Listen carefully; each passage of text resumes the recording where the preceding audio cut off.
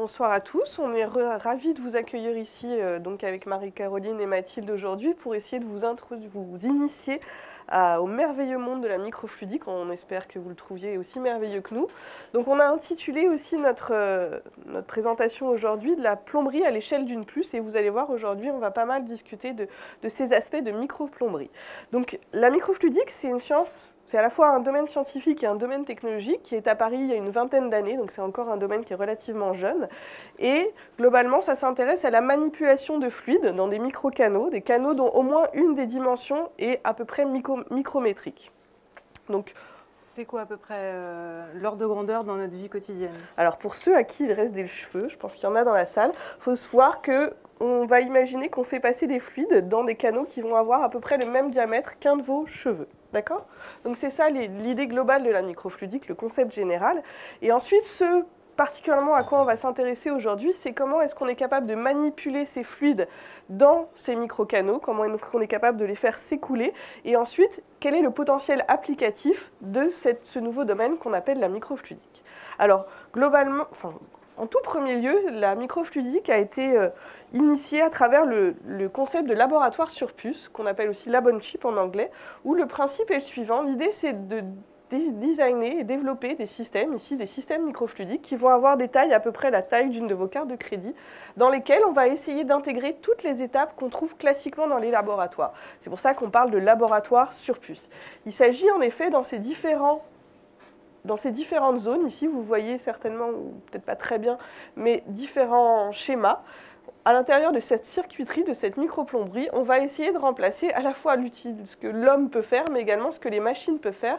Et ainsi, on espère pouvoir mettre un échantillon ici et que l'ensemble du liquide s'écoule et puisse subir les différentes opérations unitaires qu'on retrouve ici. Sauf qu'au lieu de le faire à cette échelle-là, on va essayer de le faire dans ces microdispositifs qu'on appelle puces microfluidiques. Donc, la première question qu'on peut se poser déjà, c'est comment on fabrique ces puces microfluidiques? Alors, il y a plein de sortes de puces microfluidiques. Si vous traînez dans nos labos, vous verrez des dispositifs en verre, en élastomère, qu'on appelle le PDMS, ou dans des matériaux plus rigides. Dans tous les cas, on part d'une idée qu'on traduit par un dessin un peu technique. Et ce dessin, on le reproduit sur, ça c'est un wafer de silicium, une galette de silicium, sur lequel on a reproduit en relief le motif qui nous intéresse. Donc l'idée après, c'est de faire comme le chocolatier, c'est-à-dire de reproduire ce motif dans un matériau élastomère qui est ce bloc ici de plastique qui va être scellé sur une plaque de verre. Et vous avez après juste des connectiques qui permettent de faire circuler le fluide dans ce microcanal. Alors comment on obtient ce genre de dispositif ? Alors déjà juste peut-être deux mots sur ce matériau, sur cette technique la plus facilement utilisable qui est le PDMS, cet élastomère. Donc cet élastomère, il est obtenu en mélangeant des longues chaînes de polymères avec des petites chaînes qui viennent faire des ponts entre ces grandes chaînes, et ça grâce à la température. Donc on mélange ces deux réactifs, on dépose ce réactif sur notre moule qui est en relief, et puis on va passer au four. Donc ce polymère qui va réticuler selon cette réaction chimique va nous donner un matériau flexible, transparent, qui a plein d'avantages. Il ne coûte pas très cher, il est transparent, on va pouvoir le voir sous microscope. Pour vous fixer les idées, le PDMS, c'est le matériau qu'on retrouve dans les implants mammaires. En termes de propriétés élastomériques, c'est pour vous donner un ordre d'idée. Alors comment on fait ça ? Donc je vous ai parlé d'un polymère, on mélange ces longues chaînes de polymères, voilà, qu'on dose avec des petites chaînes, le cross-linker, le réticulant. On touille bien les deux, et la réaction chimique commence entre ces deux éléments. Donc après dégazage. Donc après, on coule le PDMS sur la galette de silicium. Comme pour le chocolat, le PDMS va prendre l'empreinte du microsystème, et après on le met au four. Donc on ne le met pas au frigo comme pour le chocolat, on le met au four. Alors une fois que le PDMS est cuit, il est solide, déformable, et on va le décoller. Et pour le sceller, pour fermer le système, excusez-moi, d'abord on fait des trous pour mettre les connectiques. Et après, pour le sceller, on ne va pas mettre une colle classique, on va utiliser une activation chimique et une activation plasma. Après, donc, on le colle sur un substrat PDMS on met les connectiques et les liquides peuvent circuler dans le microsystème. Donc voilà, ici ce que vous voyez, c'est une puce qu'on utilise au moins de façon, pas quotidienne, mais presque quotidienne dans notre laboratoire. Donc vous voyez, c'est relativement simple. J'espère qu'on a un petit peu démystifié ce qu'était cette nouvelle technologie qui était la microfluidique. Le plus dur étant de fabriquer le moule comme le moule du chocolatier. Vous voyez, le reste est relativement simple. Et cette puce ici, c'est une puce qu'on utilise, nous, avec l'hôpital Curie, pour aller chercher des cellules tumorales circulantes dans le sang des patients. Donc maintenant, on sait fabriquer ces puces microfluidiques. J'espère que vous êtes assez à l'aise avec ça. Peut-être qu'un jour, vous viendrez dans notre laboratoire essayer d'en faire une vous-même. Maintenant, on va essayer de se poser la question, parce qu'on vous a montré comment on les faisait. On va essayer de comprendre ce qui se passe un petit peu mieux à l'intérieur. Et la première des questions, c'est de se dire, nous, ce qu'on veut, c'est faire s'écouler un fluide à l'intérieur de ces microcanaux. Et qu'est-ce qui se passe quand on passe d'une dimension classique à une dimension micro, comme celle de la microfluidique? Et pour cela, Marie-Caroline nous a préparé une très jolie manip pour nous montrer la différence entre ce qui se passe dans un tuyau classique, tuyau d'arrosage, et dans un canal microfluidique. Voilà, donc l'objectif, vous l'avez compris, c'est d'essayer de comprendre comment un écoulement va se faire dans un canal lorsqu'on diminue la taille de ces canaux. Donc pour ça, on va faire deux expériences, une manipulée par Mathilde, où en fait, on va avoir un tuyau avec un unique tube dans ce tuyau qui fait 10 mm de diamètre. Dans le deuxième tuyau, qui sera manipulé par Stéphanie, on va avoir une centaine de tuyaux qui là feront 1 mm de diamètre. Donc si vous voulez, au final, on aura exactement la même section efficace. Donc la section du tube sera exactement identique dans les deux expériences. Donc a priori, le liquide a exactement la même section pour s'écouler. Et donc on va mesurer le débit dans chacune de ces expériences pour voir la différence. Donc Mathilde va opérer sur le tube de 10 mm de diamètre. Oui, il faudra essayer de ce côté-là. Et donc je vais compter jusqu'à... Alors comment est-ce que tu fais pour faire s'écouler ici? Quelle est la force, la driving force dans le système? Ici, là, donc on a un réservoir de liquide qui est placé en hauteur. Et donc c'est la pression qui va permettre au liquide de s'écouler des hautes pressions vers les basses pressions. Comme en météo. Exactement, de l'anticyclone vers la dépression.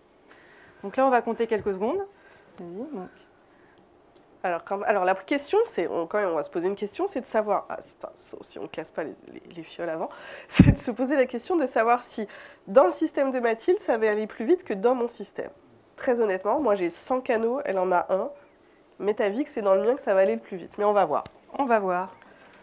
Donc 3, 2, 1, top. 1, 2, 3, 4, 5.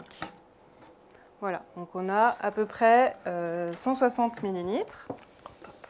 Et maintenant, oups, alors attends, je vais mettre là.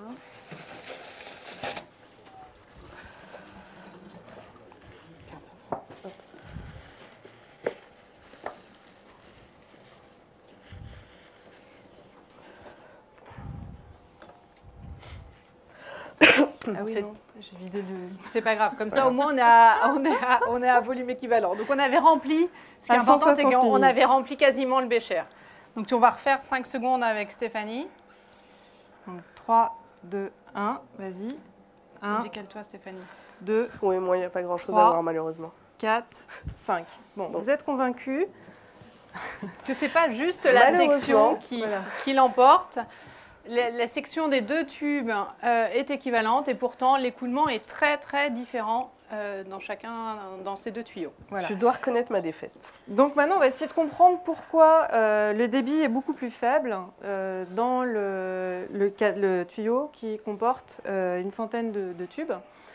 Alors pour ça, on va regarder l'écoulement dans le canal. Donc ça c'est le tube vu sur le côté. Le débit, donc c'est un volume par unité de temps, mais c'est aussi une vitesse fois la section qui peut être traversée par le liquide. Donc ici, on a représenté la vitesse moyenne. Et dans la vraie vie, en fait, la vitesse n'est pas identique partout dans le tube. En fait, le liquide est visqueux, donc on a une condition d'adhérence au niveau des parois, ce qui fait que le liquide est ralenti près des parois. Si vous voulez, c'est comme si quelqu'un court et que vous le rattrapez par le col. Donc le liquide est ralenti près des parois par les effets visqueux et on a un profil qui n'est pas homogène sur toute la section. C'est-à-dire si on a une vitesse moyenne donnée, on a une vitesse qui va être plus élevée au centre. Alors, qu'est-ce qui se passe quand on réduit l'échelle de 10 ? Donc si on passe de 10 mm à 1 mm, bah oui, bon, excusez-moi. Le profil devient beaucoup plus petit. En fait, on a une vitesse moyenne qui est 100 fois plus faible quand on a un canal qui est 10 fois plus petit. Alors là, moi, je ne comprends pas parce que si la vitesse est 100 fois plus faible, mais que j'ai 100 fois plus de tubes, au final, je devrais avoir exactement le même volume à la fin. Eh bien non, puisque pour chaque tube, la section est 100 fois plus faible. Donc en fait, le débit pour un petit tube est 10 000 fois plus petit, 10 000 fois plus faible. Oui. Donc vous avez réduit d'un facteur 10 le rayon de votre tube, vous avez réduit d'un facteur 10 000 le débit de votre canal. Donc là, il y en avait 100, donc le facteur entre les deux était uniquement 200. Donc là, on voit que les effets de la viscosité vont être extrêmement importants et vont avoir tendance à ralentir les écoulements. On dit dans ces cas-là qu'il y a une résistance hydrodynamique, enfin la résistance hydrodynamique devient importante dans les petits canaux. Ça veut dire que plus je vais réduire la taille de mes canaux, plus ça va être difficile de pousser du fluide à l'intérieur. Oui, plus il faudra mettre des pressions importantes. D'accord. Mais à la fois, c'est pas très grave parce que quand on travaille en microfluidique, globalement, on ne va pas manipuler des litres, on va plutôt travailler dans du domaine qui vont être du microlitre au picolitre. Donc même s'il faut appliquer une pression plus importante, les petits débits restent tout à fait concevables dans ces situations-là. Voilà. Donc on a compris que la résistance hydrodynamique, elle est importante, elle est d'autant plus grande que les tailles caractéristiques sont petites. Alors, ce n'est pas la seule chose qui distingue ces grosses échelles de la microfluidique. Et on peut se demander quelle est la différence au point de vue de la structure de l'écoulement. Alors, pour faire ça, pour vous comparer les choses, on vous a réalisé deux expériences à deux échelles très différentes. Alors, vous voyez peut-être ici, j'ai un canal, j'ai un Y. Je ne sais pas si vous voyez. En fait, c'est un macro-moule. Qui permet, donc en fait on utilise ça, on a utilisé ça pour faire un moule et pour faire une jonction en Y. Donc en fait on va introduire deux fluides par chacune de ces deux branches et puis on va regarder ce qui se passe au milieu là. Et puis ce que j'ai fait, c'est j'ai fait la même chose en microfluidique. Donc j'ai plus maintenant l'échelle centimétrique, mais j'ai plutôt des canaux qui font 100 microns de diamètre. D'accord ? Et on va regarder la structure de l'écoulement dans chacune de ces expériences. Voilà. Donc, Stéphanie va opérer sur le grand Y. Donc ici, on a deux réservoirs qui sont remplis pour l'instant juste d'eau. Attends. Ah, mais non, mais je n'ai pas commencé, hein, je te rassure. Juste pour vous montrer, donc ici, c'est notre puce, c'est fait dans le même matériau. Et bon, alors vous, ça vous impressionne sûrement pas beaucoup, mais nous, nos collègues, ça nous a beaucoup impressionné parce qu'on n'a jamais fait des puces aussi grosses en réalité. Mais c'est pour vous montrer la différence entre justement le domaine du macro et le domaine du micro. Donc voici notre fameux Y. Donc les liquides vont s'écouler à travers les branches et je vais laisser Caroline vous raconter la suite pendant que je fais la manip. Voilà, donc il y a un liquide qui va être coloré, un liquide non coloré. Donc ils vont chacun rentrer par des entrées différentes de ce Y. Et on va regarder comment les liquides s'écoulent dans la jonction. Est-ce qu'ils s'écoulent côte à côte ou pas? Donc là, je touille. Oh, oui, je pense que tu peux lancer. Ou attends 2 secondes, c'est en train de tomber, de descendre. Ok, vous êtes prêts? On est Parce prêt. que ça va aller relativement vite. Donc j'ouvre les robinets. Si j'y Tu arrive. veux de l'aide?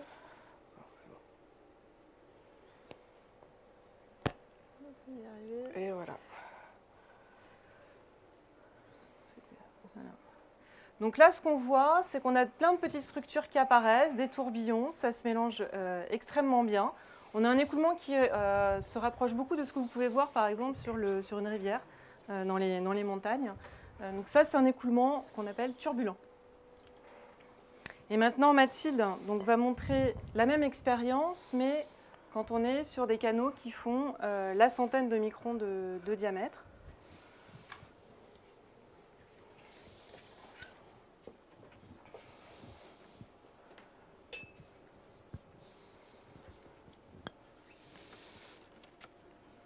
Donc là, vous avez bien vu, les deux liquides sont rentrés, mais effectivement, ça a tourbillonné. Pour expliquer ça, Mathilde et Marie-Caroline ont une belle image de l'eau qui circule sous une rivière derrière les piliers des ponts, pont. où on voit souvent des espèces de systèmes de tourbillons comme un petit vortex derrière, et c'était à peu près la même chose.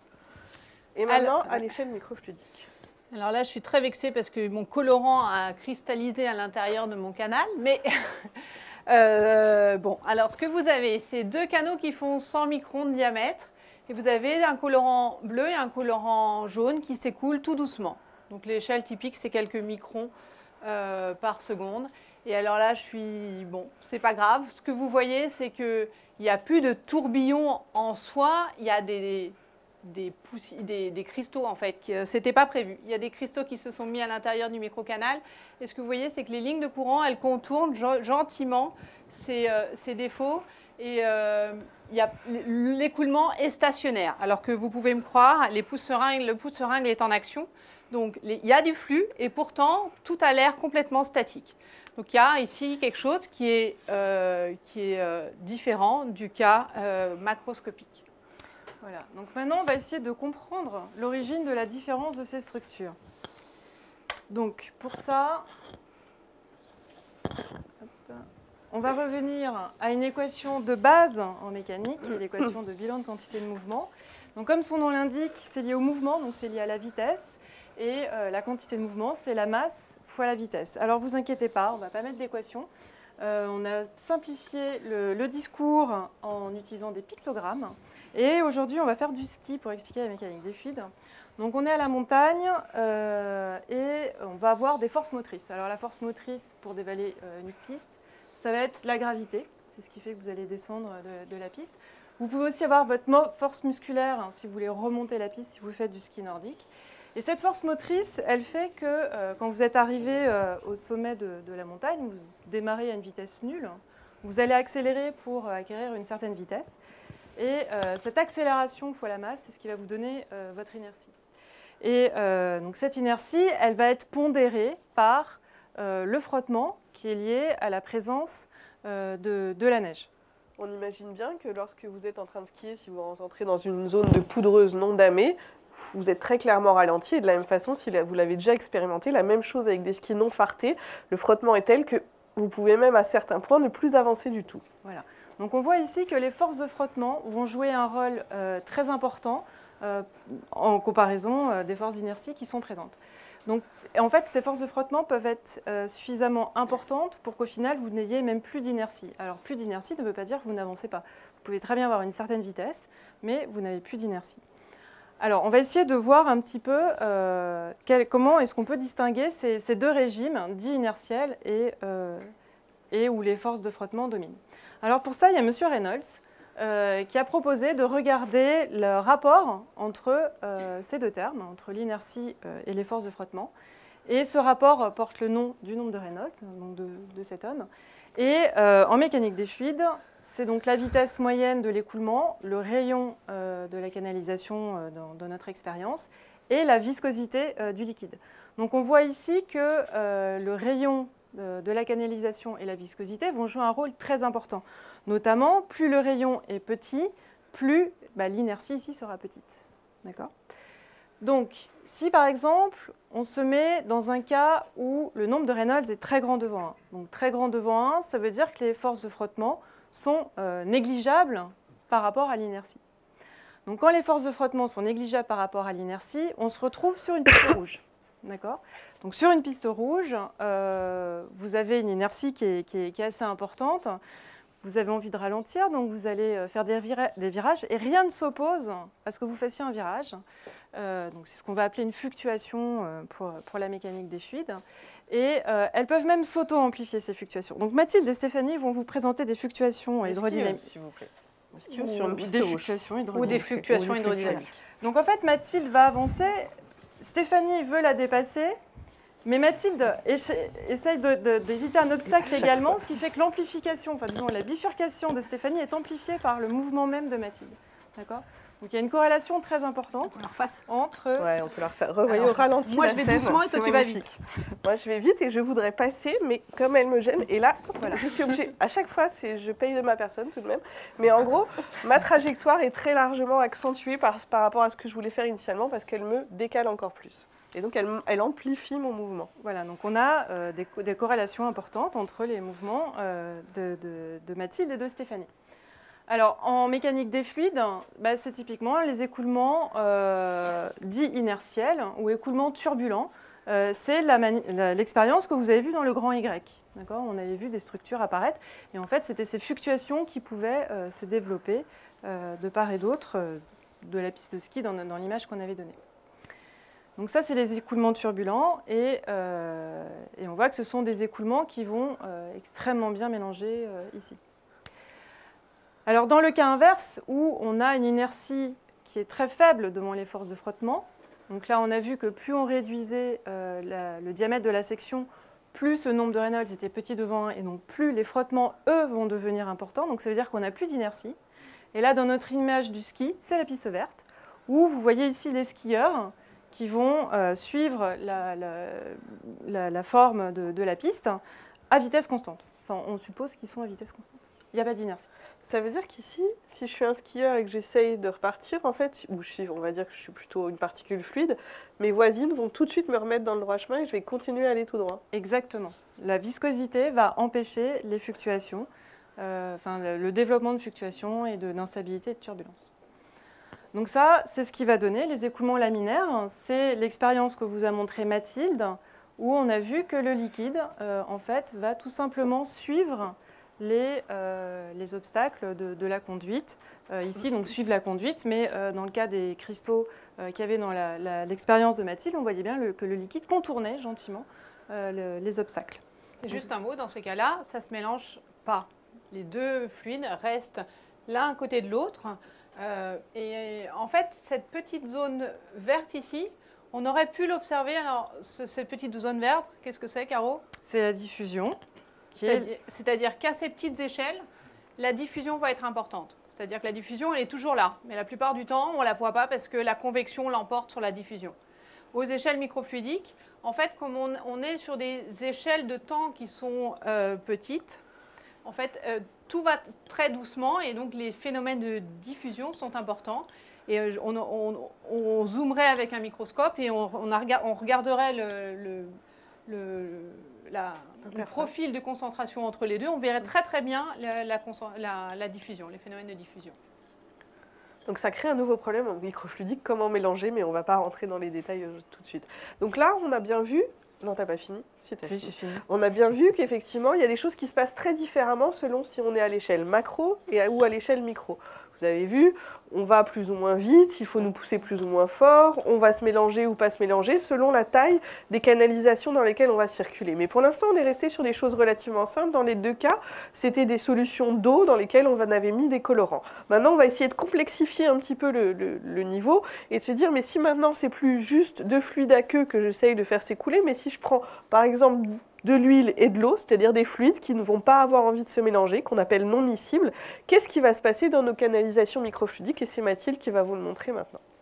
Alors, ce que je vais faire maintenant, c'est vous présenter un système microfluidique qui marche bien là et qui a cette géométrie-là. Donc, dans cette géométrie, j'ai non plus un coflow, mais j'ai un fluide qui a un certain colorant rouge que vous voyez ici, qui va être forcé de rentrer dans un fluide latéral qui est ici de l'huile. Donc en fait, j'ai de l'eau avec un savon, un tensioactif, qui rentre à l'intérieur de ce flux d'huile. Alors, je bascule ma caméra. Donc ici, vous voyez des gouttes. Donc si vous regardez bien ces gouttes, elles sont formées toutes à la même taille. Alors ce qui se passe, vous me direz, elles ne sont pas toutes de la même taille. C'est parce qu'elles coalescent. Si vous regardez, le tensioactif là qui a été choisi n'est pas parfait. Donc en fait, les gouttes, quand elles sont en contact les unes avec les autres, elles fusionnent. Donc ça, on essayera d'expliquer pourquoi après. Ce qui est important, c'est ce qui se passe ici. Vous voyez que j'ai un générateur de gouttes, de micro-gouttes, tout à fait régulier. Et alors, si je change un petit peu mes conditions, donc là, ce que je fais, c'est que je n'ai pas de pousse-seringue. Ce que j'utilise, c'est simplement la gravité. Si j'augmente le flux d'huile, je diminue la cadence. D'accord? Si je descends, j'augmente fortement la cadence. Donc c'est très sensible. Je peux jouer sur la taille aussi en augmentant ici.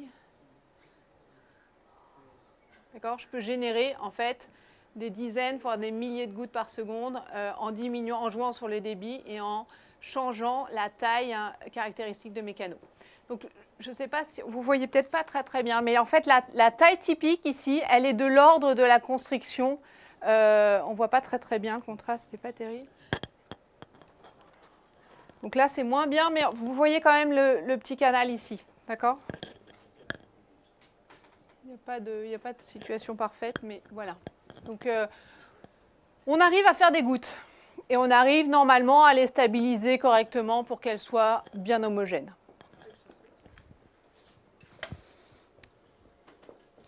Alors, mélanger de l'eau et de l'huile. Est-ce que... Ouais. Alors, pardon, non, c'est pas ça, c'est celui-là. Voilà.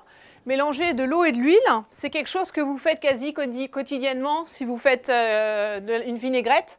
Donc ici, c'est simplement en touillant du vinaigre et de l'huile, vous obtenez une émulsion. Une émulsion, qu'est-ce que c'est? C'est une formation de gouttelettes d'huile dans l'eau ou d'eau dans l'huile, dont vous voyez ici une illustration. Alors, dans ce cas ici, on arrive à faire des gouttes qui sont relativement petites. Vous voyez l'échelle là, c'est 0,1 mm.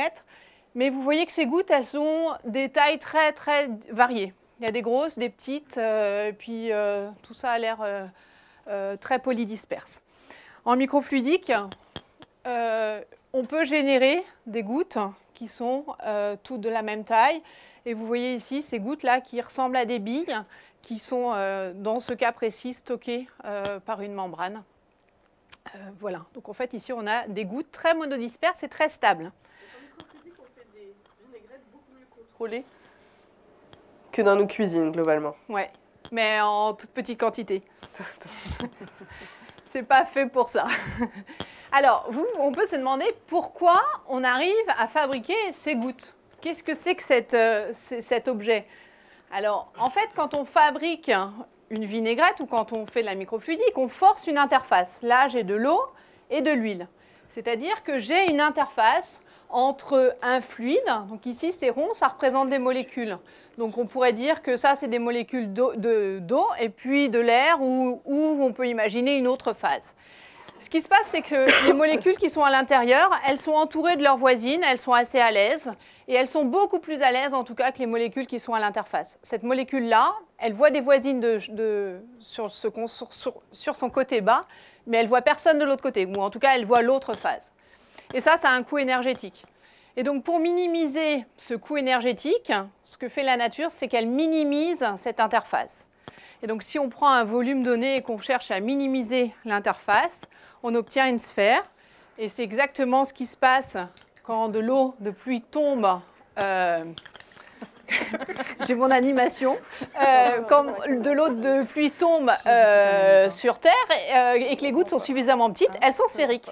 D'accord? Ça, c'est juste pour vous montrer. Enfin, ça, c'est contraire à toutes les illustrations d'enfants qui forment des gouttes, soit en forme de larmes ou en forme de traits. Les gouttes de pluie, en fait, elles sont sphériques. Alors, si on regarde ce dessin, on aurait plus peur d'être piégé dans la goutte, par exemple. Alors ça, c'est vrai. À petite échelle, pour des insectes, en fait, donc là, je vous ai parlé donc, de cette interface. En fait, la force qui rentre en jeu là-dedans, c'est la capillarité. La capillarité, elle permet d'expliquer pourquoi certains insectes arrivent à marcher sur l'eau. Et à ces échelles-là, en fait, être piégé dans une goutte d'eau, ça peut être bien plus grave que d'être piégé, d'être attiré par la gravité. Voilà, alors, quand on fait une vinaigrette, revenons à notre vinaigrette. Notre vinaigrette, la plupart du temps, on obtient une vinaigrette, si on mélange que de l'huile et du vinaigre, on obtient quelque chose qui est complètement instable. C'est-à-dire que très rapidement, on a une démiction, c'est-à-dire une séparation de phase entre la phase huile et la phase eau, la phase du vinaigre. Donc vous savez tous comment faire pour stabiliser ça. Ce qu'on fait, c'est qu'on rajoute de la moutarde.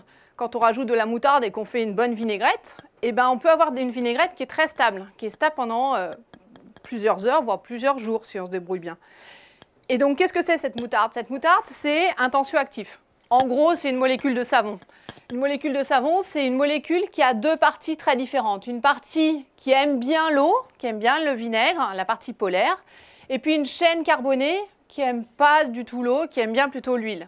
Et donc cette molécule de savon, elle va avoir l'avantage de vouloir bien se mettre à l'interface entre l'eau et l'huile. Et c'est ça qui va nous permettre d'avoir des gouttes qui sont stables. Voilà, et c'est ça qui nous permet d'expliquer pourquoi on arrive à former des bulles de savon. Donc dans les bulles de Stéphanie et de Caroline, en fait dans ces cas-là, on a deux interfaces. On a des tensioactifs qui viennent stabiliser un film de liquide. Et ça, je pense que ça sera bien plus développé le mois prochain à la prochaine conférence expérimentale. Voilà, donc en fait on arrive en microfluidique à fabriquer, à générer des gouttes comme ça, assez bien contrôlées et de taille très monodisperse. À quoi ça sert de faire ces gouttes? Alors, ça ne sert pas qu'à faire des vinaigrettes. C'est un petit peu décevant pour les gourmands. Mais ça sert à plein d'autres choses. Notamment, on utilise ces gouttes comme des micro-réacteurs, des contenants pour faire des réactions chimiques ou biochimiques. Alors, juste pour vous donner quelques ordres de grandeur, quand on fait de la chimie organique, on utilise éventuellement ces verreries qui sont quand même relativement grosses. On va manipuler de l'ordre de quelques litres ou quelques centaines de millilitres. Et puis après, quand on va commencer à faire de la biologie, on va aller vers ces récipients-là qui sont plutôt de l'ordre de quelques centaines, 50, 40, 20 millilitres. Éventuellement en chimie, on peut encore aller un petit peu plus petit avec ces Erlenmeyer. Et puis le plus petit contenant qu'on utilise classiquement, c'est des Eppendorf, ça fait environ 1 millilitre. Alors 1 millilitre, pour vous donner un ordre de grandeur, c'est à peu près le volume d'une de vos... Ouais, une grosse larme. Une larme de crocodile. Alors que là, avec nos gouttes, on va pouvoir faire exactement la même chose, c'est-à-dire que ici, eh bien, je vais prendre le pointeur. Chacune de ces gouttes va jouer exactement le même rôle qu'un bécher. On va pouvoir faire des réactions à l'intérieur, sauf qu'au lieu de travailler dans des dimensions qui vont être au mieux de la centaine de microlitres jusqu'au litre, on va ici avoir des réacteurs qui vont faire entre quelques picolitres jusqu'à environ 1 microlitre. Et l'avantage, c'est que vous voyez ici, on peut produire beaucoup de gouttes dans un temps extrêmement court. Vous voyez ici l'échelle, c'est en millisecondes. Donc on peut produire des millisecondes gouttes extrêmement rapidement et ainsi faire des réactions en parallèle. Imaginez si vous voulez faire 1000 réactions dans un bécher comme ça, il vous faut pas mal de place et ça va vous coûter pas mal d'argent parce que vous allez consommer beaucoup de réactifs. À l'inverse, si vous voulez faire la même réaction dans ces gouttes, vous allez pouvoir utiliser effectivement des centaines de milliers de gouttes de façon extrêmement facile et extrêmement rapide. Donc ça, c'est pour vous expliquer un petit peu la stratégie générale de la microfluidique de gouttes. Mais pour vous faire sentir un petit peu mieux les choses, on voulait aussi vous expliquer ça à travers un exemple biomédical, qui est l'exemple qui concerne l'ADN tumoral circulant. Alors, il faut se remettre dans le contexte. C'est un contexte qui concerne le diagnostic du cancer. Vous le savez certainement, quand on vous diagnostique un cancer, un des premiers gestes qui est effectué est une biopsie pour extraire un morceau de tumeur et pour pouvoir l'analyser. Et ensuite, en fonction des résultats, on va vous donner une thérapie ou une autre. Néanmoins, c'est un geste qui est relativement invasif et si éventuellement la tumeur est mal placée, il va être difficile d'y avoir accès. Et si on veut pouvoir contrôler régulièrement comment la tumeur évolue, on vous imaginez bien qu'on ne va pas vous faire une biopsie par mois. Donc il a émergé un nouveau concept de biopsie qu'on appelle la biopsie liquide, où l'idée est d'utiliser les fluides biologiques, ça peut être la salive, ça peut être le sang, ça peut être l'urine, pour aller chercher certains biomarqueurs qui vont vous donner le même type d'informations que ce que vous pourriez avoir avec une biopsie classique. On parle alors de biopsie liquide. Et dans ces biomarqueurs, qui sont soit des cellules, soit des qui sont soit des cellules, soit des molécules qui vont nous donner une information sur la pathologie que le clinicien va pouvoir utiliser, on a notamment un nouveau type de biomarqueur qui s'appelle l'ADN tumoral circulant. En fait, c'est lié au fait que vos cellules tumorales, quand elles meurent, elles vont relarguer leur ADN à l'intérieur de la circulation sanguine. Ça, c'est plutôt intéressant, ça veut dire que juste en prélevant du sang, on va pouvoir directement avoir l'ADN de la tumeur. C'est intéressant, soit, mais c'est également difficile parce qu'il n'y a pas que les cellules tumorales qui relarguent leur ADN. Les cellules saines font exactement la même chose. Et les cellules saines, heureusement pour vous, sont en général en bien plus grand nombre que les cellules tumorales. Donc à la fin, on va se retrouver devant le dilemme d'aller chercher une aiguille dans une botte de foie parce qu'en fait, on va réaliser qu'on aura de l'ADN tumoral circulant, puisqu'il est dans la circulation sanguine, qui va se retrouver dans des concentrations très faibles, de l'ordre de 0,01% par exemple, dans 99,99% d'ADN sain. Typiquement, c'est fait dans les petits tubes que je vous ai présentés tout à l'heure, dans un petit Eppendorf comme ça. Si vous essayez justement d'aller détecter la présence de cet ADN, vous allez faire une réaction de biologie moléculaire qu'on ne va pas du tout décrire aujourd'hui, et elle va vous permettre de détecter votre ADN tumoral circulant ici en rouge, alors que l'ADN sain va se retrouver lui en vert. Si effectivement vous êtes bien dans les gammes de concentration et de rapport de concentration que je vous ai donné, ce que vous allez observer à la fin dans ce tube, ça va être uniquement une couleur verte, puisque les quelques molécules qui vont donner un signal rouge seront complètement noyées dans le bruit des molécules saines. La microfluidique, elle a vraiment révolutionné les choses à ce niveau-là, parce qu'elle a permis de digitaliser l'échantillon. Ce que tu appelles digitaliser, c'est simplement prendre le volume de l'Eppendorf et compartimenter l'ensemble du volume? C'est exactement ça. On prend l'échantillon et ensuite on l'injecte dans la puce microfluidique qui va faire en sorte qu'à l'intérieur de chacune de ces gouttes, on ait au maximum une molécule d'ADN, quel que soit l'ADN, le tumoral comme le sain. Au final, il y aura beaucoup de gouttes vides, ce n'est pas représenté ici, mais ce qui est super intéressant, c'est que dans chacune de ces gouttes, on aura un signal donné par une molécule d'ADN. Et ainsi, on ne va plus noyer nos signaux rouges dans les signaux verts, ils vont apparaître directement puisqu'ils seront seuls, chacun d'entre eux, à l'intérieur de la goutte. Et ensuite, il suffira de compter le nombre de gouttes rouges pour avoir une idée de la concentration d'ADN tumoral circulant dans le sang du patient. Et c'est réellement une technologie de rupture ici puisque ça a permis aux cliniciens d'utiliser ce biomarqueur alors qu'avant, c'était extrêmement difficile de le faire. Et c'est un joli exemple où, effectivement, la technologie a rencontré un besoin clinique. Et c'est aussi quelque chose qu'on voulait vous faire sentir. La microfluidique, c'est un domaine expérimental, vous le voyez ici, qui peut être fondamental, mais qui peut aussi être appliqué et donner lieu à du transfert technologique. Ça a été notamment le cas ici, puisqu'il y a une start-up française qui a été montée à Polytechnique autour de ce système de puces microfluidiques pour l'analyse d'ADN tumoral circulant. Voilà, j'espère que c'est un exemple qui vous a un petit peu convaincu que la microfluidique de goutte pouvait faire des choses pour vous. Je ne vous le souhaite pas, mais on ne sait jamais. Voilà, donc un exemple de goutte qui sert à piéger de l'ADN.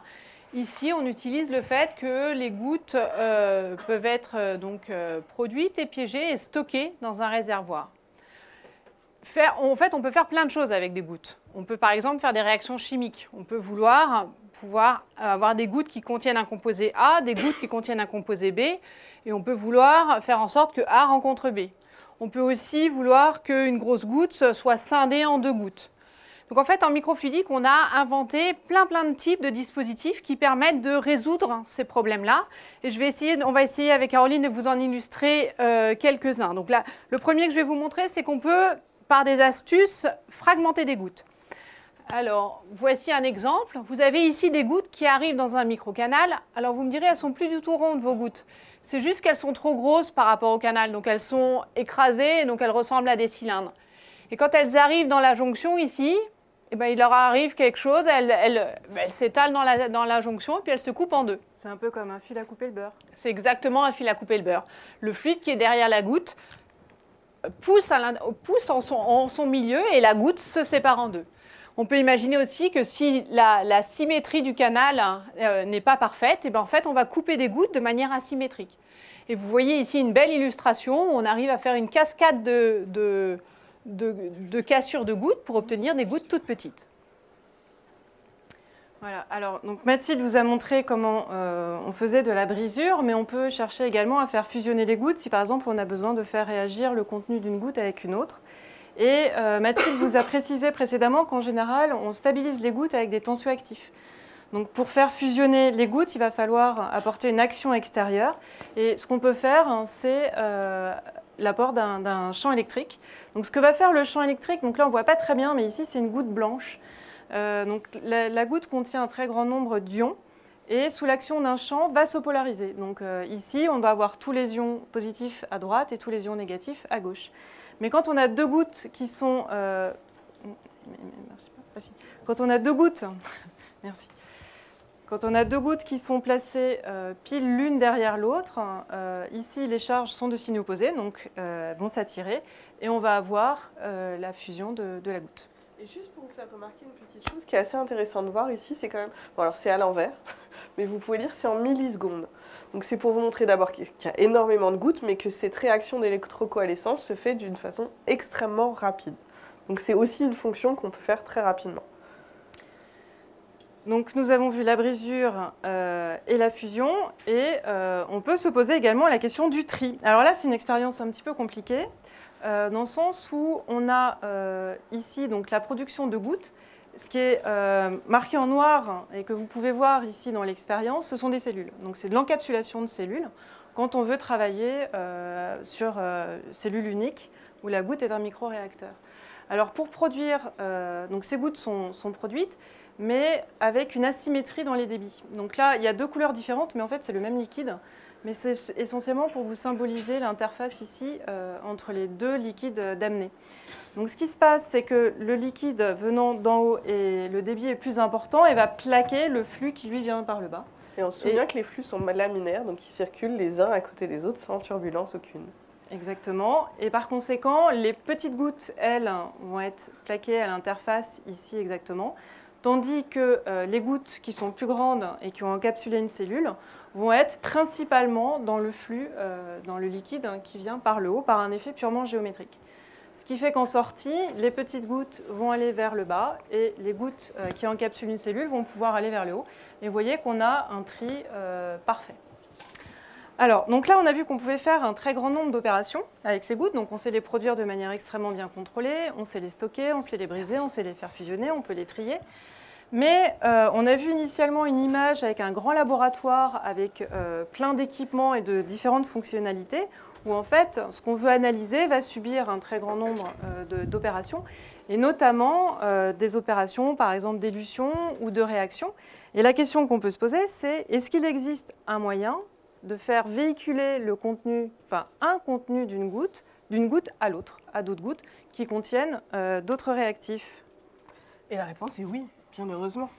Alors... Attends, juste, on n'a pas de... Ah oui, alors... Non, pourtant, c'est le bon. Bon, je peux vous parler pendant ce temps-là, c'est pas grave. Donc la réponse est oui. On a trouvé, on a développé dans notre équipe une façon de pouvoir passer des choses d'une goutte à l'autre parce qu'en réalité, il y a plein de réactions biochimiques, puis il y a de l'analyse biochimique dans lesquelles vous allez avoir des opérations séquentielles qui vont être menées et la molécule qui vous intéresse, qu'on appelle l'analyte, devra être passée dans différents réactifs. Et donc pour faire ça, on a choisi un médiateur un petit peu particulier pour faire la même chose dans nos gouttes, pour pouvoir passer nos molécules qui nous intéressent, nos analytes d'une goutte à l'autre. Et ici, notre médiateur, c'est des billes magnétiques, qui sont des petites billes que vous allez pouvoir contrôler grâce à un champ magnétique, grâce à un aimant. Et on va vous montrer la manip ici, peut-être, j'espère, parce qu'elle devrait être jolie. Donc je vous explique le système déjà. C'est un système très simple. Alors là, on a fait le plus simple que vous puissiez imaginer de puce microfluidique. Il s'agit uniquement d'un tube, qui est en fait un tube de téflon. Le téflon, je vous rappelle, vos poils Tefal. Donc vous avez ici un tube dans lequel vont circuler les gouttes. Vous avez ici une première pièce de la manip qui s'appelle un robot de pipetage.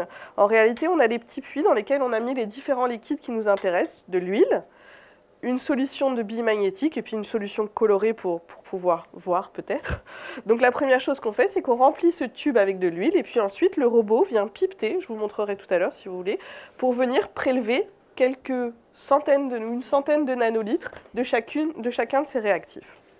Ensuite, on a une deuxième pièce ici qui est réellement la pièce maîtresse de notre système. Dans cette boîte noire que je n'ouvrirai pas ici, vous avez une bobine de fil de cuivre qui est reliée à un objet que vous verrez tout à l'heure, qu'on appelle une pince, qui est un matériau qui va être magnétisé sous l'effet d'un champ électrique, parce que lorsqu'on va appliquer un champ électrique sur la bobine, on va générer un champ magnétique, d'accord ? On va allumer notre aimant, et ainsi on va pouvoir capturer nos billes magnétiques et les passer, je l'espère, d'une goutte à l'autre. Pensez-vous qu'on va pouvoir le faire? Donc ici, vous avez la pointe de ce matériau magnétique, qui est la pointe en fait qui dépasse ici. Peut-être que vous voyez mon doigt. Ici, on a notre canal microfluidique réduit à sa plus simple structure. Et ici, vous avez déjà deux gouttes qu'on a mises dans le système. Une première goutte ici, vous voyez la partie marron qui contient des particules magnétiques. Alors, comme on l'a lancé un petit peu avant, elles sont plus réparties de façon homogène. Elles ont commencé un petit peu à sédimenter. Et puis ici, vous allez venir avoir arrivé dans notre champ la deuxième goutte qui est une goutte de colorant. On va lancer la manip avec Mathilde. Donc, Mathilde va appuyer sur la troisième partie du système ici qui est un pousse-seringue. Donc on pousse la seringue qui contient de l'huile. Elle va pousser les gouttes dans cette direction, puis elle va allumer le champ. Vous allez voir que les particules vont venir se piéger ici parce qu'elles vont être attirées par la force magnétique. Et comme la force magnétique est suffisamment forte, on va pouvoir les garder alors qu'on va casser la première goutte. Ensuite viendra la deuxième goutte que Mathilde va continuer à envoyer dans le système et elle va relâcher la contrainte magnétique en éteignant le champ magnétique juste en éteignant le champ électrique de la bobine, et on va ainsi pouvoir relarguer ces particules magnétiques qui sont dans cette goutte-là, dans cette goutte qui est derrière. Donc en direct live. Je lance D'abord le pousse-seringue, donc on va voir arriver la goutte, enfin, j'espère. Hop. Ça marche pas? Pas encore, mais ça va marcher. Sinon, il faut appeler le chef. Ok, donc non, ça ne marche pas. C'est dommage.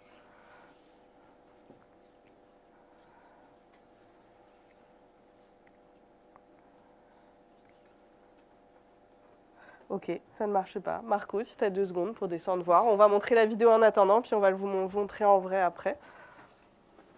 J'attends mon super aide. C'est comme les petits lutins du Père Noël, il y a des gens qui savent tout faire marcher. Donc c'est la même manip, mais sauf qu'on l'a déjà faite chez nous. Donc ici, vous voyez représenter la pince, la bobine et le canal. Donc il suffit de lancer la vidéo, ce coup-ci on peut. Donc vous allez voir arriver une première goutte qui contient les particules magnétiques. Voilà, donc elle arrive par là, ce coup-ci. Hop, on allume le champ, vous voyez la formation du cluster de particules magnétiques, de l'agrégat, l'autre est parti, et ensuite, pouf, il suffit de relâcher la contrainte, et vous voyez, on est capable ainsi de relarguer les billes qu'on a prises de la première pour emmener dans la seconde. Donc on a trouvé ici, c'est ce qu'on disait, notre médiateur. Notre médiateur, c'est ces particules magnétiques qu'on extrait, et ensuite qu'on relargue. C'est bon, ça va marcher ? Mais tu peux rester, on ne sait jamais. C'est ce que c'est l'homme de cette machine-là. C'est lui, c'est les doigts de fée, c'est lui qui sait la faire marcher. On va vous la montrer en vrai parce que quand même on s'est donné un peu de mal, ce serait dommage de ne pas la voir. Et puis quand même, elle est jolie cette manip. C'est la manip la plus sophistiquée qu'on ait pu monter de l'Institut Pierre-Gilles de Gênes juste à côté. Alors c'est Marco qui va la faire marcher parce que c'est sa manip, c'est Monsieur Bimagnétique, pince magnétique du labo. Donc on repart sur notre goutte initiale et la deuxième elle est partie un peu plus loin, je ne sais pas, on la voit plus, on a dû bouger un peu là. Donc c'est Marco qui lance la manip. Ici on allume le champ magnétique, donc vous voyez ici les particules magnétiques qui vont former un petit cluster qu'on voit, pouf, on les piège là, vous les voyez, elles sont encore là. Vous les voyez difficilement mais vous les voyez. Et voici la deuxième goutte qui va arriver et on va relâcher la contrainte magnétique et hop, elle va venir manger la première goutte. On va le refaire une deuxième fois, donc ici vous voyez les billes qui arrivent. On allume le champ magnétique, elles vont former un agrégat de particules magnétiques, oups, vous le voyez, qui se met juste devant la pince. La goutte mère s'en va, avec un peu de difficulté, mais elle s'en va. Et quand la goutte fille arrive, on va pouvoir relarguer les particules magnétiques dans cette deuxième goutte. Bon, pour le plaisir, on peut le faire une troisième fois, mais en même temps, je vais vous expliquer quand même la suite. Bravo Marco. Bravo. C'est lui le vrai chef. Alors, c'est pas fini, maintenant encore la technologie, il faut passer à autre chose. Maintenant, je vais vous expliquer à quoi ça sert, parce qu'on a dit que ça pouvait être utile, mais on va vraiment vous montrer en quoi on l'a utilisé. On l'a utilisé dans le cadre du diagnostic néonatal. Vous le savez certainement, quand les bébés naissent, une des premières choses qu'on leur fait, c'est leur faire une petite incision pour leur prélever une goutte de sang au niveau de leur talon, et à partir de cette goutte de sang, on va faire un certain nombre d'analyses. Là, vous pouvez vous dire... Sang de nouveau-né, c'est du volume, c'est des tout petits volumes, c'est donc des échantillons précieux. On comprend que la microfluidique peut avoir un intérêt parce que, bien sûr, on va pouvoir manipuler des tout petits volumes. En réalité, un des premiers tests qu'on fait à ces bébés, c'est de doser une hormone qui s'appelle la TSH pour diagnostiquer l'hypothyroïdisme congénital. Alors, pour faire ça, on utilise une méthode qui a un joli nom, qui s'appelle l'ELISA. On ne va pas du tout rentrer dans les détails, c'est une méthode biochimique. Et elle est réalisée dans ces plaques-là, qu'on appelle des plaques de microtitration. Et elle consiste à venir mettre dans chacun de ces puits de l'échantillon. Là, on va manipuler globalement des volumes de l'ordre de la centaine de microlitres. Et ensuite, de venir avoir différentes étapes de pipetage, avec ces systèmes de pipetage, pour pouvoir mettre différents réactifs. Eh bien, on a réalisé exactement la même chose, mais dans nos systèmes de microfluidique, que vous avez vu marcher devant vos yeux ébahis, j'imagine. Et on va réaliser exactement la même chose. On génère un train de gouttes, comme celui que vous avez vu, dans lequel on va mettre les différents réactifs de la réaction biochimique. Et ainsi, on va pouvoir doser cette cette même hormone, sauf qu'au lieu de le faire sur 100 microlitres, on va le faire sur 100 nanolitres. Et quand on parle de sang de nouveau-né, on comprend l'intérêt de consommer extrêmement peu d'échantillons. De la même façon, comme on va pouvoir travailler dans des réacteurs qui vont être beaucoup plus petits, tout va aller beaucoup plus vite. On va donc avoir un temps d'analyse entre le moment où on met l'échantillon et on a la réponse qui vont être divisés par un facteur de l'ordre de 15. Donc, tout ça, c'était pour vous illustrer une fois de plus que dans ces gouttes, on pouvait effectivement faire des choses à la fois puissantes mais simples, comme ce que je vous ai montré pour l'ADN tumoral circulant, mais on peut aussi y intégrer des processus biochimiques beaucoup plus complexes. Et ici, c'est avec la possibilité de jouer avec ces billes magnétiques qu'on va passer à travers ce train de gouttes. Et comme précédemment, ça a donné naissance à une start-up qui est incubée à l'Institut Pierre-Gilles de Gênes et qui s'appelle Innorevia.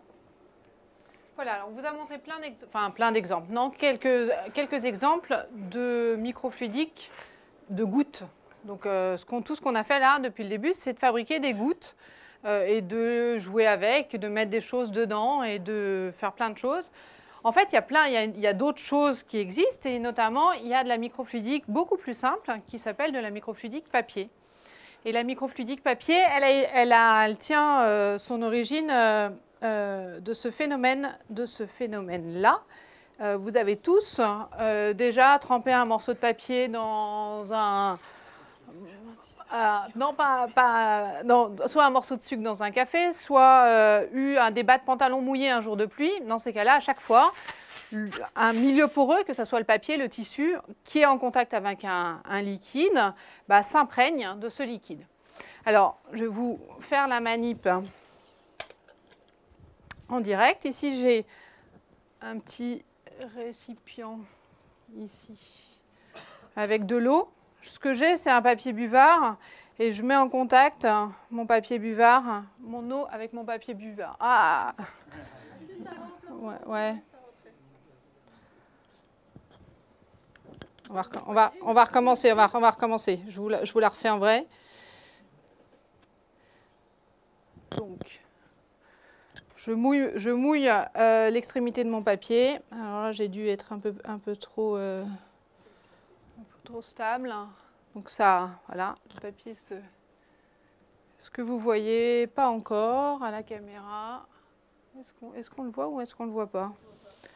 On ne le voit pas, mais c'est normal, il n'est pas encore arrivé. Alors, attendez.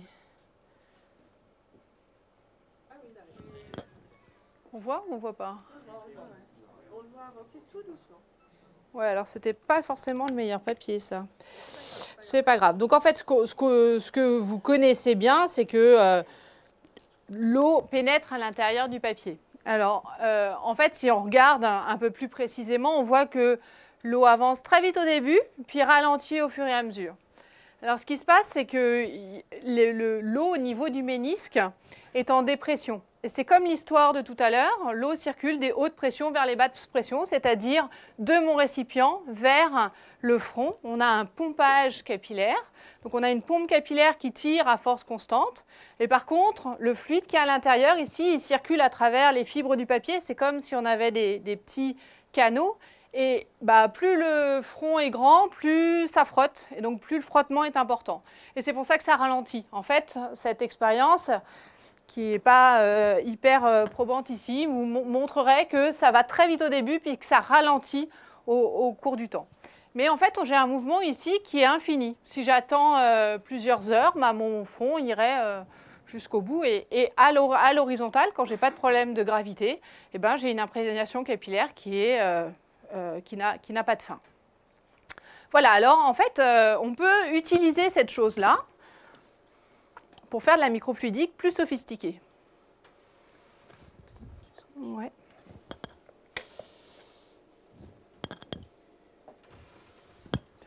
Alors là, je mets en route une expérience.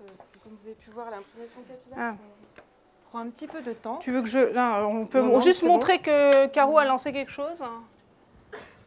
Voilà, donc ici, vous avez... Alors, on va vous faire circuler deux systèmes. On va vous expliquer comment ça fonctionne d'ici une minute. Mais on va pouvoir les faire circuler. Juste regardez ces deux tours Eiffel, elles sont toutes blanches. Et elles sont plongées avec ces languettes dans un récipient d'eau. Le switch, c'est lequel? Donc effectivement, comme vous l'a précisé Mathilde, c'est ce qu'on appelle la microfluidique papier. Ce qui est intéressant avec le papier, c'est que c'est un matériau qui est très disponible, enfin, on l'utilise au quotidien. C'est très peu cher et surtout on peut l'incinérer, c'est-à-dire que si vous travaillez avec des fluides biologiques, pathologiques, il peut y avoir des virus, etc., vous avez juste à l'incinérer, il n'y a pas de traitement, de post-traitement chimique, biochimique. Donc il y a eu un engouement très intéressant sur cette microfluidique papier qui va utiliser le pompage capillaire comme vous l'a expliqué Mathilde, où là ici je vous ai représenté un système qui est un arbre où finalement c'est uniquement dans les veines de l'arbre que le liquide va pouvoir circuler. Alors comment ? Tout simplement en utilisant une technique d'impression avec une imprimante. On va venir imprimer un motif avec de la cire sur le papier et cette cire va faire une barrière. Mais pourquoi la cire fait une barrière particulièrement? Pourquoi ce matériau particulièrement? Parce que c'est hydrophobe, donc naturellement le liquide ne va pas pouvoir passer la barrière de la cire et donc ici va être contenu dans l'arbre. Donc dans le système qui circule et qui est représenté ici, on a donc l'intérêt de la microfluidique papier, c'est quelque chose que vous connaissez dans la vie courante depuis très longtemps, c'est le test de grossesse, c'est exactement le même principe.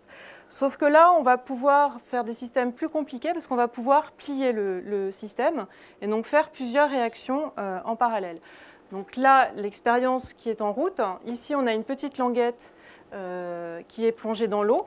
Tout ce qui est en noir, c'est de la cire, donc le liquide ne peut pas circuler dans le noir. Donc le liquide va arriver ici. Donc il faut imaginer que le système est plié. Tout ce qui est jaune, c'est du scotch. Hein. Donc le liquide va passer à travers le rectangle ici. Là, on a des patchs de couleurs. Et pour finir, la couleur va pouvoir diffuser dans la tour Eiffel. Bon, alors là, c'est une illustration. Donc c'est en train, là, on voit le rouge, ouais, qui commence à arriver. Alors là, on va dire que c'est une illustration. Oui, on peut montrer. Voilà, donc ça c'est le film de l'expérience qu'on est en train de conduire en accéléré, donc qui a été faite par le lutécium. Wow. On voit quelque chose là? Non, on voit rien du tout et c'est complètement saturé en fait. Non, c'est bizarre. Sinon, on peut. Voilà. Sinon, on va le voir en vrai. Sinon, on va le voir en vrai. Hein. Voilà.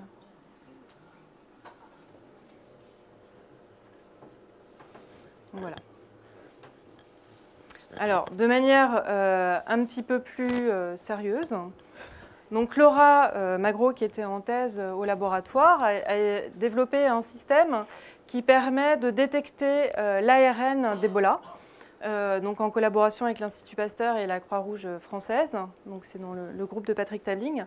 Et elle est partie ici en Guinée, donc pendant la crise Ebola, il y a 1 an et demi. Et aujourd'hui, Pierre Garneret travaille sur un système qui permettrait de faire la différenciation entre dengue, la fièvre Zika et le chikungunya, qui ont les mêmes symptômes, mais c'est extrêmement difficile de faire un diagnostic différencié. Donc vous voyez que ça reste un système quand même qui pourrait être assez puissant. Et comme vous avez pu le voir sur la photo, c'était en Guinée. Donc ce sont des laboratoires sur puce très intéressants parce qu'on peut travailler dans des environnements isolés. Donc comme ici en Guinée. On est assez loin, vous voyez ce que Marie-Caroline nous a montré ici avec la tour Eiffel qu'on vient de voir s'allumer en bleu, blanc, rouge. Qu'on est assez loin des systèmes un peu plus sophistiqués que de gouttes qu'on a pu vous montrer tout à l'heure et on comprend bien pourquoi c'est un clair engouement de l'application de ces dispositifs pour les pays en voie de développement. Alors jusqu'à présent, on vous a montré un certain nombre d'exemples, j'espère que vous êtes un petit peu convaincus que la microfluidique est assez enthousiasmante, mais si on a cherché à être honnête avec vous, ça n'est qu'une vue assez parcellaire de ce que vous pouvez trouver dans la microfluidique. La microfluidique, c'est un terrain de jeu extrêmement vaste, notamment parce qu'à travers ces dispositifs, on peut mettre en œuvre un grand panel de forces, des forces hydrodynamiques qu'on a vues ici, mais également des forces magnétiques, des forces électrocinétiques. Et pour l'instant, on a dû se restreindre parce qu'on n'avait qu'une heure à vous montrer uniquement certains aspects. On a dû faire des choix éditoriaux, on pourra dire dans ce cas-là. Et pour conclure cette conférence, on voulait quand même vous présenter des domaines qui sont peut-être un petit peu moins aboutis, un petit peu moins mûrs, mais très largement émergents et pour lesquels on pense aussi que la microfluidique a un avenir important. Et dans ce domaine-là, on va avoir deux exemples qu'on va vous présenter, Mathilde, Marie-Caroline et moi, qui concernent, en tout cas pour la première partie, un nouveau domaine qui s'appelle le domaine des organes sur puce, ou organ on chip. Vous avez vu le lab on chip, maintenant on fait l'organe sur chip. L'idée est d'utiliser ces systèmes microfluidiques pour reconstruire des organes, mais des micro-organes, et surtout des organes qui ne soient pas in vivo, mais des organes qui soient in vitro. Alors ça a été notamment drivé par des besoins de l'industrie pharmaceutique. Vous le savez certainement, quand l'industrie pharmaceutique développe des nouveaux principes actifs, il faut d'abord les tester pour savoir s'ils sont réellement des principes actifs et s'ils sont toxiques. Donc ça se fait avec différentes étapes et une de ces étapes, après le criblage sur cellules dans des boîtes de pétri, se passe sur des petits animaux type souris, rats. L'industrie pharmaceutique est extrêmement intéressée par ces systèmes d'organes sur puce parce que ce seraient des systèmes intermédiaires qui permettraient de tester ces médicaments, ces nouveaux médicaments, sans pour autant engendrer de sacrifice animal. Néanmoins, c'est des tâches relativement complexes, donc c'est un domaine, pour le coup, lui, il n'a pas 20 ans, il a un petit peu moins d'une dizaine d'années. Il y a pas mal de groupes à travers le monde qui essayent de recréer, grâce à la microfluidique, des systèmes d'organes sur puce et on fait partie de cela. Parfait. Dans notre équipe, on a un certain nombre de thématiques autour des neurones et aussi ici, ce qu'on va vous présenter ici, c'est autour de l'intestin. Et le challenge ici, ça a été de recréer un intestin sur puce. Alors l'intestin, c'est un petit peu particulier. C'est un organe qui a une fonction que je ne veux pas vous rappeler, je pense que vous la connaissez, mais qui a également une structure un peu particulière. Il a une structure en 3D ici, avec ce qu'on appelle ici des villosités, et ici ces creux qu'on appelle des cryptes. Il y a différents types de cellules dans l'intestin. Il y a les cellules ici qui sont sur la surface, qu'on appelle les cellules épithéliales. Elles sont de différents types. Et celles ici qui sont les creux ont la propriété d'être des cellules qu'on considère comme cellules souches. Et puis à l'intérieur ici de cette matrice, qu'on appelle la matrice extracellulaire, il y a également d'autres types de cellules ici, qu'on appelle des fibroblastes, les rouges et les verts, qui ne sont pas exactement les mêmes. Donc ce que vous comprenez ici, c'est que c'est un écosystème relativement compliqué en termes de cellules, et également en termes de structure 3D. On a essayé de voir si grâce aux techniques de microfabrication, on pouvait nous-mêmes recréer ces intestins sur puce. Et on est reparti de notre moule du chocolatier, sauf que ce coup-ci, notre moule, il contient des villosités et des cryptes, et qu'au lieu d'utiliser du PDMS, comme ce que vous nous ont montré Caro et Mathilde, on a utilisé du collagène, qui est la principale molécule de cette matrice extracellulaire. Et puis, vous allez voir ici sur ces films qu'après de longs efforts, ça nous a pris 4 ans, 5 ans presque, on a enfin réussi à recréer un intestin sur puce. Donc vous voyez ici une villosité, et tout autour, vous voyez des cryptes. Et ce que vous voyez ici en vert, c'est le contour des cellules qui sont les cellules épithéliales. Donc on va dire qu'on a cette première partie-là qui fonctionne plutôt bien. Et puis maintenant, on va essayer de voir si on a un petit peu plus que juste la structure et les cellules sur le dessus. Donc on va faire une plongée on va démarrer d'une villosité de notre intestin. Donc on est sur le haut de l'intestin et on descend au fur et à mesure. Là, on rentre dans les cryptes. Tout ce que vous voyez en bleu ici, c'est les cellules. Et ce que vous voyez ici derrière en rouge, ce sont ces cellules-là. Donc on a réussi, grâce à la microfluidique et à la microfabrication, à recréer l'ensemble de cet écosystème intestinal. Mais au lieu que ce soit sur un intestin qui fait la taille d'un terrain de tennis, c'est sur 1 mm². Et donc maintenant, on a à disposition ces outils qui vont nous servir éventuellement pour l'industrie pharmaceutique, mais aussi pour poser pas mal de questions de biologie. Mais les organes sur puce, ce n'est pas que recréer des organes in vitro, c'est aussi dans un certain nombre de cas pouvoir les utiliser pour pouvoir produire des éléments, notamment des éléments sanguins, et c'est ce que Mathilde va vous montrer. Voilà, alors je voudrais vous montrer un autre exemple où on cherche à mimer une fonctionnalité du corps humain. Et l'exemple que je vais vous donner est un sujet sur lequel on travaille au laboratoire qui concerne les plaquettes du sang. Alors les plaquettes, vous savez que sans doute que c'est un des éléments essentiels de notre sang. Sans plaquettes, on ne coagulerait pas. Et ces plaquettes, ce sont des cellules qui sont sans noyau, qui sont petites et qui sont en fait formées par fragmentation de très très grosses cellules qui s'appellent les mégakaryocytes qui se trouvent dans notre moelle osseuse. Et dans la moelle osseuse, en fait, on a des vaisseaux sanguins très petits qui circulent et ces cellules souches, ces cellules mégakaryocytes qui sont issues de cellules souches qui sont dans nos os, vont migrer proche de ces vaisseaux sanguins et leur membrane, qui est très très grosse, hein, c'est des cellules qui ne se sont pas divisées normalement, elles ont un excès de membrane et cette membrane rentre à l'intérieur de la circulation sanguine, se déforme énormément et se casse en petits morceaux et ces petits morceaux, ce sont nos plaquettes. Alors, vous savez peut-être aussi, si vous donnez vos plaquettes, que c'est un geste qui est assez contraignant. Et donc, les biologistes cherchent un moyen de produire, de fabriquer, d'avoir accès à des plaquettes, à des vraies plaquettes, mais de manière plus facile et dans plus grande quantité. Et donc, pour ça, ce qu'on a à faire en collaboration entre des biologistes et puis des physiciens, c'est de fabriquer une puce microfluidique dans lequel on fait circuler du fluide qui contient ces cellules particulières, ces mégakaryocytes. Et l'idée, c'est de les piéger. Donc pour les piéger, on ne prend pas des pièges mécaniques, on utilise une réaction spécifique que permettent la surface de ces grosses cellules avec une protéine qui recouvre l'ensemble des micropiliers qui sont ces pièges qui tapissent tout le circuit microfluidique. Donc on a des centaines de milliers de micropiliers. Ces micropiliers sont couverts d'une protéine et on fait circuler plusieurs millions de cellules à travers ces microsystèmes. Et les cellules vont se coller à ces micropiliers, elles sont attachées aux micropiliers et elles subissent l'écoulement microfluidique qui va mimer l'écoulement sanguin, tout comme ce qui se passe ici. Et ce qu'on a réussi à montrer, c'est que en fait, vous observez ici d'abord ces grosses taches ici, c'est les piliers vus de haut. Vous voyez qu'ils ont une structure périodique et sur ces micropiliers, vous voyez des éléments qui sont de formes très diverses. En fait, ces corps ici sont les cellules, ces mégakaryocytes qui s'attachent à ces micropiliers et puis qui s'allongent énormément à cause du flux sanguin. Enfin, du flux microfluidique qui mime le flux sanguin. Et ce que vous voyez, c'est l'apparition de ces colliers de perles très caractéristiques qui vont conduire à des libérations d'éléments individuels et qui sont les plaquettes du sang. Donc voilà une autre perspective de la microfluidique qui est de fabriquer, grâce à des vraies cellules, des plaquettes du sang. Voilà, et donc je voudrais mentionner que ce travail est fait en collaboration avec une start-up avec laquelle on travaille au laboratoire, qui est une start-up qui a été créée par des biologistes et qui est à l'hôpital Cochin. Et moi, je vais terminer donc avec un dernier projet qui n'a absolument rien à voir avec tout ce qu'on a vu jusqu'à présent, parce que c'est quand même assez orienté bio et diagnostic, tout ce que nous avons vu jusqu'à maintenant. Mais là, l'idée, c'est de vous présenter un projet qui va plutôt utiliser la microfluidique dans un objectif qui est totalement différent. Et là, en l'occurrence, l'isolation acoustique. Alors, l'isolation acoustique, à Paris, je pense que tout le monde est sensible à cette problématique. En fait, c'est un vrai problème de santé publique, puisque ça peut générer des troubles du sommeil, des troubles cardiaques, etc.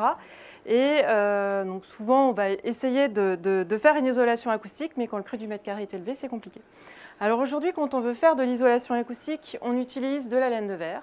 La laine de verre, c'est rien d'autre qu'une mousse solide, mais à cellules ouvertes. C'est-à-dire que vous voyez qu'entre des bulles, il n'y a pas de paroi, il y a du vide entre les réseaux de canaux. Alors, c'est encombrant et finalement, ce n'est pas si efficace que ça. Voilà, ça c'est le rêve auquel on voudrait aboutir tous, c'est d'avoir un papier peint chez soi qui permettrait de ne plus entendre ses voisins. Alors évidemment, pour l'instant, c'est un peu de la science-fiction, mais Juliette Pierre, donc, qui est à Paris 6, et Valentin Leroy à Paris 7, ont montré que dans une mousse liquide, les mousses liquides étaient des super atténuateurs du son. C'est un matériau ultra absorbant. Et donc l'idée, c'est de regarder pourquoi est-ce qu'une mousse liquide absorbe davantage le son. Et vous voyez qu'une des très grandes différences entre les deux, c'est la présence de films entre bulles adjacentes. Alors là où la microfluidique va être intéressante, donc ça c'est le projet de Lorraine Champougny, c'est qu'on a vu que c'est extrêmement facile de produire des matériaux très bien contrôlés en microfluidique. Donc on va pouvoir faire des mousses dont la taille des bulles et la taille des films va pouvoir être bien contrôlée et du coup comprendre pourquoi l'atténuation du son et en fait surtout dégager les paramètres optimums pour peut-être un jour pouvoir faire ce fameux papier peint super absorbeur. Voilà. Grâce à la microfluidique, il y a encore plein de science-fiction à venir et peut-être que ce sera plus de la science-fiction et que dans quelques années, on viendra vous montrer que ça a marché, je le souhaite. En tout cas, on voulait conclure en vous remerciant. On espère que vous avez été aussi un petit peu enthousiasmés par ce nouveau domaine émergent qu'est la microfluidique. Je vous rappelle, un nouveau domaine scientifique, technologique.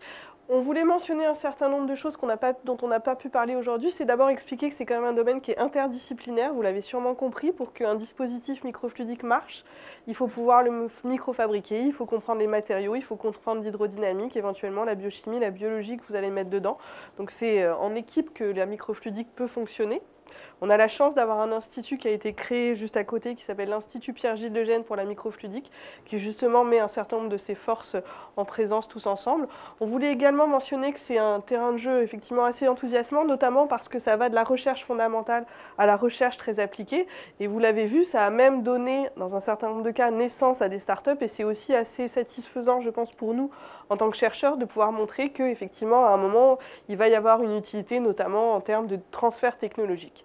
Et on voulait terminer cette présentation en remerciant toutes les personnes qui ont gentiment contribué à cette conférence. Tout d'abord ceux qui nous ont invités, mais également Marco Serra, que vous avez vu à l'œuvre tout à l'heure. Vous avez compris pourquoi il était si indispensable à cette conférence. Mais également les jeunes de notre équipe MMBM qui ont également bien participé à tout ça. Notre atelier mécanique qui nous a permis de faire ces magnifiques moules géants que la microfluidique n'a jamais vu, je pense, de moules aussi gros.